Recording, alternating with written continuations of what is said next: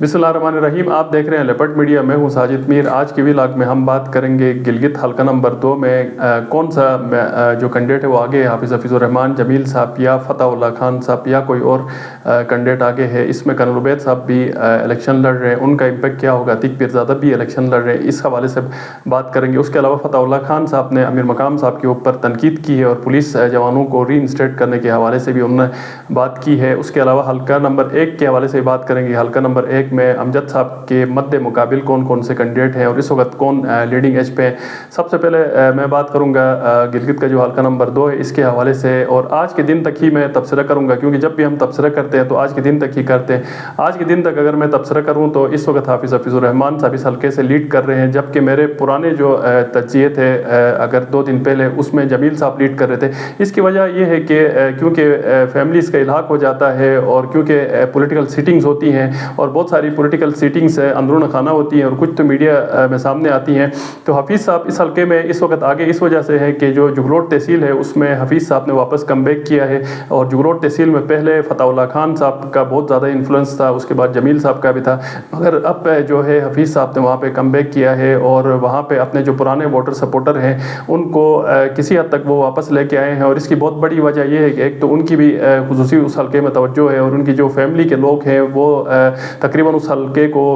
Continuous توجہ دے رہے ہیں, اور وہاں پہ ہی تقریباً اگر دن کا ٹائم یا رات کا ٹائم اگر ہم کیلکولیٹ کریں تو وہاں پہ مختلف لوگوں کے ساتھ رابطے کر رہے ہیں, گھر گھر جا رہے ہیں, لوگوں کو منانے میں کسی حد تک کامیاب بھی ہوئے ہیں. پڑی سے آگے یہ جگروٹ تحصیل کی میں بات کر رہا ہوں, تو اب کافی اس وقت تک چانسز بن گئے کہ حافظ الرحمان صاحب 50%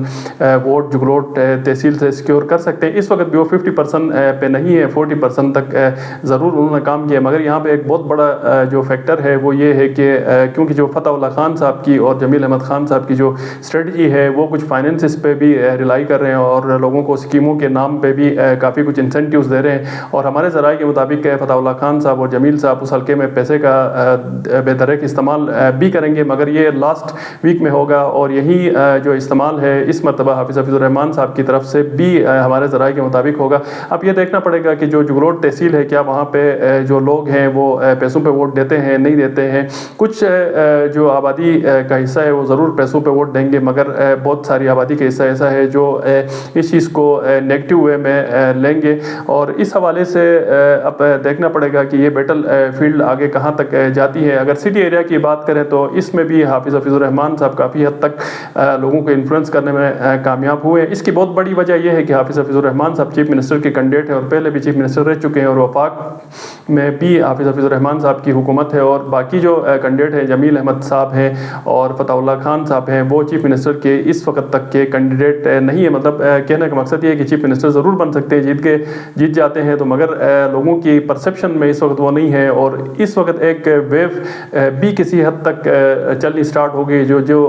کسی حد تک امیر مقام صاحب چلانے میں کامیاب ہوئے ہیں. انہوں نے جو مختلف قسم کی میٹنگز کی ہیں اور جس طرح ان کی ایشوز سیٹل کیے ہیں, جس طرح ذوالفقار تتو کو ڈسٹرکٹ گلگت سے سیٹل کیا, حبیب اللہ صاحب کو استور سیٹل کیا, اور ٹکٹس کا بہت بڑا ایک ماجرا تھا وہ بھی کسی حد تک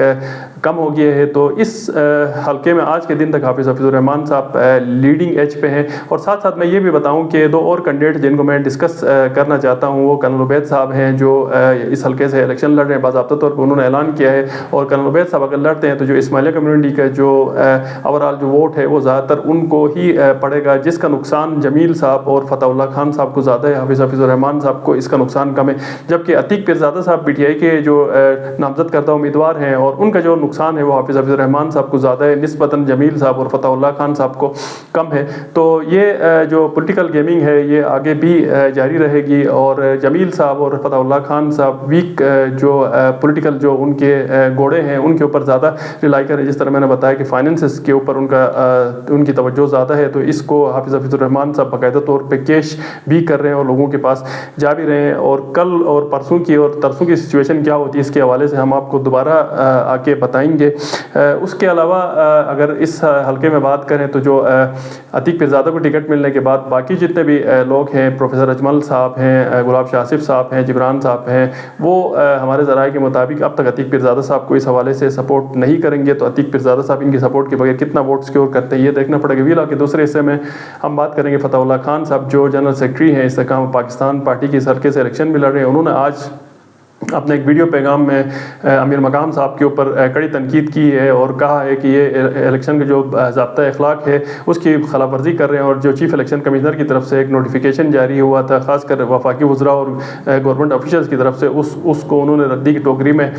ڈال دیا ہے۔ تو ان کی بات سے میں اتفاق کرتا ہوں، اور اس حوالے سے میں نے بھی کل ایک ویلاگ کیا تھا لائیو پروگرام میں نے بتایا تھا کہ امیر مقام صاحب باقاعدہ طور پہ آ کے یہاں پہ انفلوئنس کر رہے ہیں، بلتستان میں بھی کر رہے ہیں، گلگت میں بھی کر رہے ہیں، اور ان کو روکنے والا کوئی نہیں، اور کوئی ان کو روکے گا بھی نہیں، کیونکہ یہ گلگت بلتستان میں ہمیشہ سے یہ روایت رہی کہ جو بھی وفاق میں جس کی حکومت ہوتی ہے وہ اپنے جو منسٹرز اور اس کے ذریعے انٹرفیئر کرتے تھے۔ فتح اللہ خان صاحب کے پاس بھی علیم خان صاحب ہیں، ان کو لے کے آئیں، پیپل پارٹی بھی اپنے کسی کو لے کے آئے، اور لوگوں کا اگر اس سے فائدہ ہوتا ہے تو میرے خیال میں لوگوں کو فائدہ ہونا چاہیے۔ بہر صورت الیکشن کا جو ضابطہ اخلاق ہے اس کے مطابق یہ چیزیں غلط ہے۔ اس کے علاوہ فتح اللہ خان صاحب نے پولیس جو جوان برطرف ہوئے تھے ان کی ری انسٹیٹمنٹ کے حوالے سے IGP گلگت بلتستان سے اپیل بھی کی ہے۔ حافظ الرحمان صاحب بھی کافی کوششیں کر چکے ہیں، کیونکہ ابھی ان کو ووٹ چاہیے، اور اس وقت وہ پوری کوشش کریں۔ جب یہ بیچارے پروٹیسٹ کر رہے تھے اس وقت تو انہوں نے ان کی دادرسی نہیں کی کسی بھی پولیٹیکل، اس وقت ان کو احتجاج سے اٹھانا چاہیے، اور ان کا مسئلہ تھا وہ پرامن طریقے سے حل کروانا چاہیے تھا۔ اس وقت سعید علی بیگ صاحب اور دیگر کچھ لوگوں نے ضرور وہاں پہ کوشش کی تھی، جس میں امجد ایڈوکیٹ صاحب بھی تھے، تب تو یہ وہاں پہ نظر نہیں آ رہے تھے۔ اس کے علاوہ فتح اللہ خان صاحب نے یہ کہا کہ گلگت خاص کر اس حلقے میں اور گلگت بلتستان میں ان امپلائمنٹ کا سیلاب ہے، کچھ مفہوم اس طرح کا تھا، تو یہ پچھلے 5 سال میں جو سیلاب اگر کریٹ ہو گیا ہے تو یہ آپ کی ہی غلطی ہے۔ آپ وزیر تھے تو آپ نے نوجوانوں کے ان امپلائمنٹ کے لیے کیا کتنے آپ نے IT سینٹر بنائے، کتنے نوجوانوں کے لیے آپ نے روزگار کے مواقع پیدا کی، اس کا سوال کا جواب آپ نے ہی دینا ہے۔ تو آپ کے دور میں کتنے IT سینٹر بنے اس کا تو کوئی نشان نہیں ملتا، نہ ہی جگروٹ میں آپ نے کوئی IT سینٹر کے حوالے سے اپنی جو تحصیل ہے اس میں کام کیا، نہ ہی باقی ہمیں یہاں پہ کوئی IT سینٹر اور فری لانس ہبس کے حوالے سے کوئی ہمیں کوئی آپ کی جو نشانی ہے وہ نہیں ملی ہے۔ تو اس کے ذمہ دار آپ خود ہیں، اور آپ سے جو پیچھے لوگ تھے وہ بھی ہیں، تو اس حوالے سے آپ خود نوجوانوں کو بہتر طور پہ جواب دے سکتے ہیں کہ آپ نے یہ کام کیوں نہیں کیے۔ ویلاگ کے لاسٹ حصے میں بات کروں گا حلقہ نمبر 1 کی، جہاں پہ جتنے بھی کینڈیڈیٹ ہیں ان کا مقابلہ امجد حسین ایڈوکیٹ صاحب کے ساتھ ہے، اور آج کی لیٹسٹ سچویشن آج کے دن تک یہی ہے کہ امجد حسین ایڈوکیٹ صاحب لیڈنگ ایج پہ ہیں، اور باقی جو کینڈیڈیٹ ہیں جس میں آصف عثمانی صاحب ہیں، الیاس صدیقی صاحب ہیں، شفیق الدین صاحب ہیں PMLN کے، اس کے علاوہ جرار صاحب ہیں، اور بھی کچھ دیگر ہیں، حمایت اللہ صاحب ہیں جو وہاں سے لڑ رہے ہیں۔ تو آج کے دن تک امجد حسین ایڈوکیٹ صاحب کا ان کے حوالے سے جتنے بھی کینڈیڈیٹ لڑ رہے ہیں اس میں جو ووٹ کا ڈفرینس ہے کافی زیادہ ہے۔ امجد حسین ایڈوکیٹ صاحب جتنے بھی ناراض اپنے جو ووٹرز ہیں ان کو کسی حد تک منانے میں کامیاب بھی ہو گئے، ڈور ٹو ڈور وہ بھی کمپین کر رہے ہیں، تھوڑی سی جو لو پروفائل کمپین کر رہے ہیں، اور بہت امکان ہے کہ امجد حسین ایڈوکیٹ صاحب کو جو ایج حاصل ہے وہ الیکشن ڈے تک ہی حاصل رہے گی۔ اب کیونکہ یہ چیزیں آگے چینج ہوتی رہتی ہیں، اگر ان کے سامنے میں پہلے بھی کہتا رہا ہوں کہ اگر کوئی مضبوط کینڈیڈیٹ جو کھڑا سامنے آ جائے گا وہ آصف عثمانی صاحب ہیں، اب دیکھنا پڑے گا کہ آصف عثمانی صاحب کس حد تک مضبوط ہو کے آتے ہیں، ان کو کہاں سے سپورٹ حاصل ہوتی۔ کسی اور ویلاگ میں ہم آپ کی خدمت میں پھر حاضر ہوں گے، تب تک مجھے اجازت دیں، اللہ حافظ۔